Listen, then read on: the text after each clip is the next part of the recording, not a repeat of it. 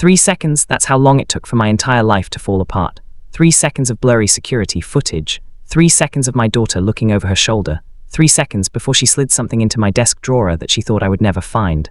At first, I almost ignored the camera alert. I wish I had, because some truths don't just break your heart. They change the way you look at the people you love forever. What I discovered inside that drawer forced me to make the hardest decision of my 63-year life. A decision that nearly destroyed my family, cost my daughter everything, and revealed just how dangerous desperation can become when greed takes control. But the worst part, when I confronted her, she didn't realize I had watched the whole thing happen.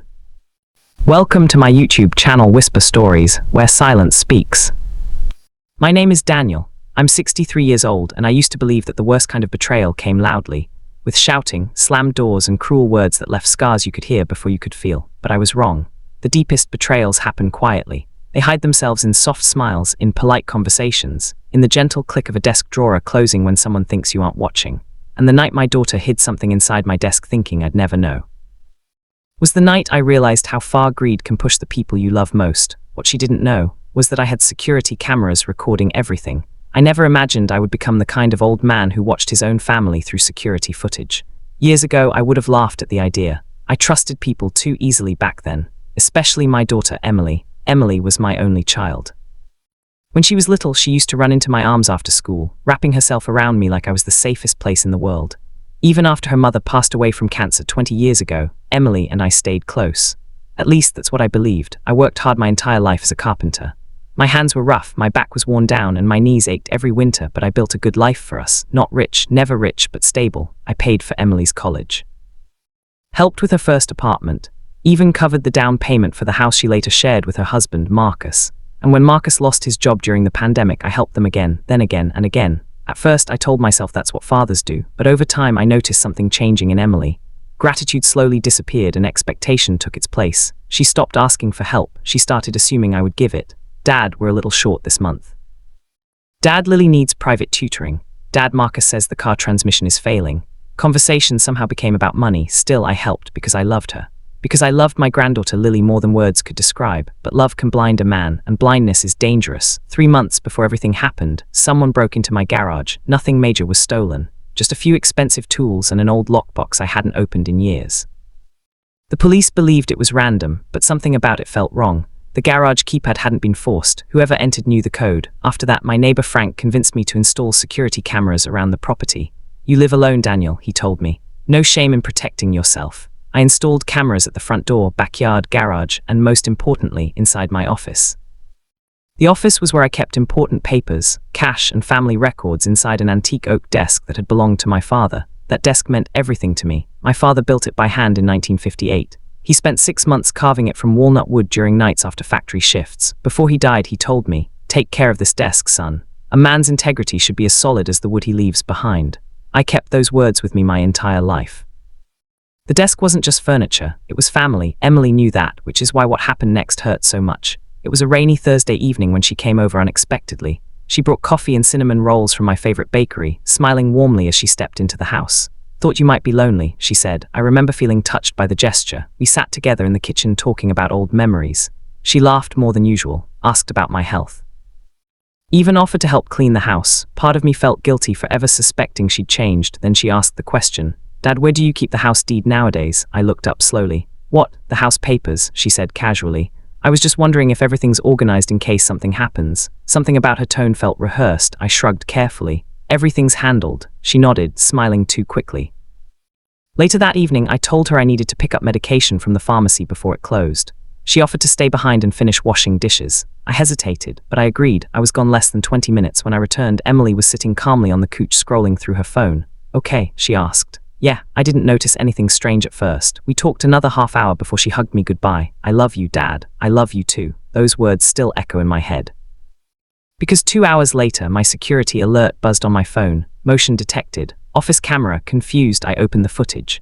And there she was, Emily, inside my office, opening my father's desk. My chest tightened immediately. I watched silently as she looked over her shoulder before pulling something from her purse. A small black envelope. Then she slid it beneath a stack of financial documents in the bottom drawer. My breathing slowed. Something felt horribly wrong.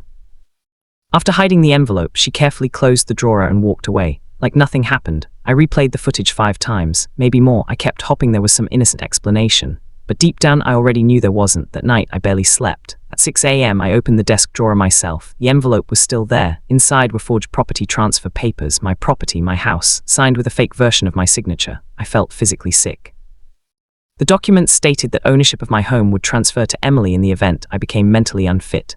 Attached was something even worse. Medical competency forms, fake ones. Someone had tried to build a legal case that I was losing my memory and no longer capable of managing my finances.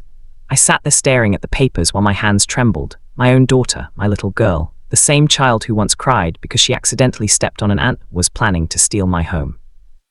I wanted to believe Marcus pushed her into it. I wanted to blame anyone else. But the camera footage didn't lie. She acted alone. For 2 days I said nothing. I needed to think, needed to understand. Then Sunday arrived. Emily invited herself over again. This time Marcus came too. The moment I opened the door, I noticed how nervous they both looked. Marcus barely made eye contact. Emily forced smiles every few seconds. We sat in the living room awkwardly until Emily finally spoke. Dad. We've been thinking maybe it's time you considered assisted living. It was the trap. I stared quietly. I'm doing just fine. It's not that, she rushed to say. We just worry about you alone here. Added softly, the house is a lot to maintain. I almost laughed, not because it was funny, because the performance was pathetic. Then Emily leaned forward. We could help manage things legally for you. Legally, that word burned. I looked directly into her eyes and asked the question she never expected. Did you hide something in my desk Thursday night? The room froze. Marcus turned pale instantly. Emily blinked rapidly. What? In my desk, I repeated calmly. Did you put something there? No, she answered too fast. Then came anger. Why would you even ask me that? I stood slowly. Without another word, I walked into my office. They followed behind me. I opened the desk drawer, pulled out the black envelope, and placed it on the table between us. Emily's face lost all color. Marcus whispered, "Oh my God." I looked at my daughter. One more chance to tell me the truth.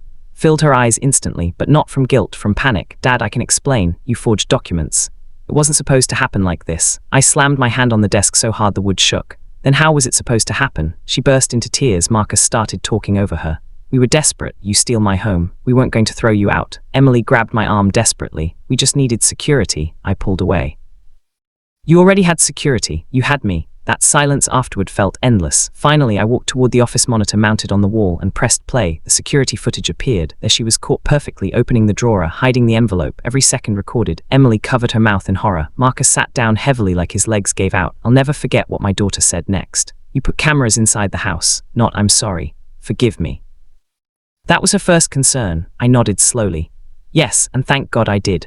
Emily broke down completely then, sobbing uncontrollably, but my heart felt strangely numb. There's a moment when pain becomes too large for tears. That's where I was. Marcus eventually admitted everything. They were drowning in debt, credit cards, personal loans, gambling losses. Apparently Marcus had hidden most of it from Emily until collectors started threatening lawsuits. Then they panicked. Someone told them that if Emily controlled my property, they could refinance it or sell it later.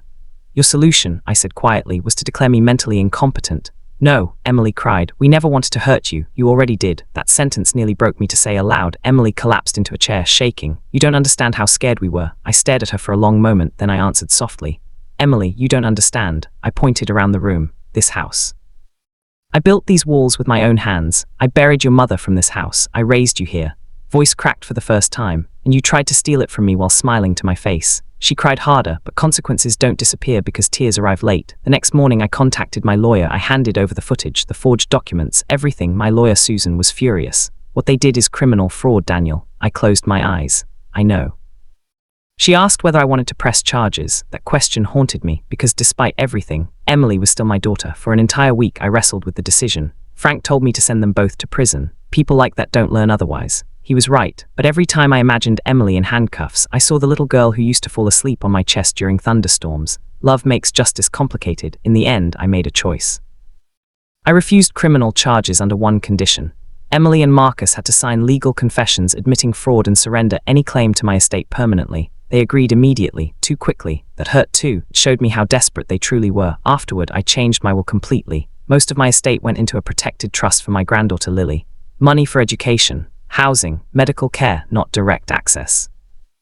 I also donated a large portion to a local cancer center in my late wife's name. Emily received almost nothing, only a letter. I spent 3 nights writing it, the hardest letter of my life. In it, I told her this. Money can be rebuilt. Trust cannot. You didn't break my heart because you wanted help. You broke it because you chose deception over honesty. I would have sacrificed everything for you if you had simply told me the truth. I mailed the letter instead of giving it in person.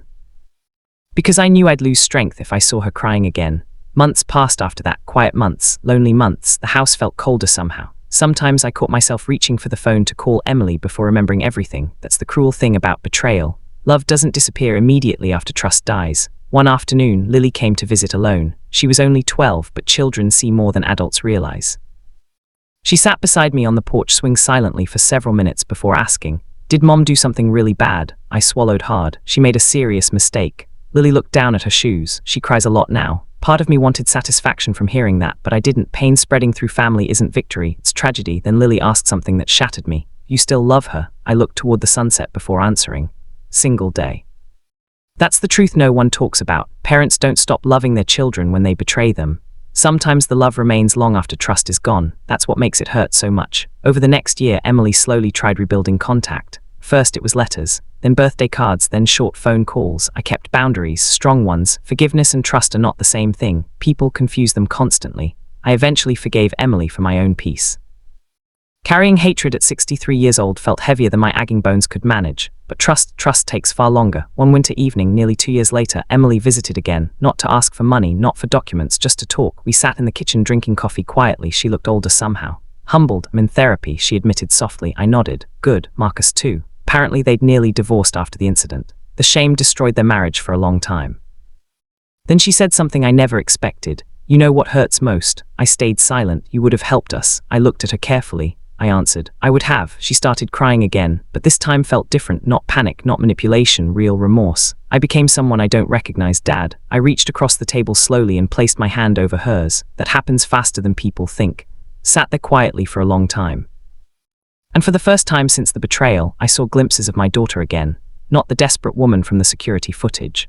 The little girl who once believed her father could fix anything. But some things can never fully return to what they were. The scar remains even after healing. Today, the security cameras are still installed around my house. Some people say that's sad. Maybe it is, but those cameras didn't destroy my family. They revealed the truth already hiding inside it. And strange as it sounds, I'm grateful because lies grow in darkness. Truth needs light. If I've learned anything from all this, it's that desperation can push ordinary people toward terrible choices. Not evil monsters, not strangers, people you love, people who love you. That's why honesty matters most when life becomes hardest. Had Emily simply sat at my kitchen table and said, "Dad, we're drowning and we need help," I would have moved mountains for her. Instead, she chose deception.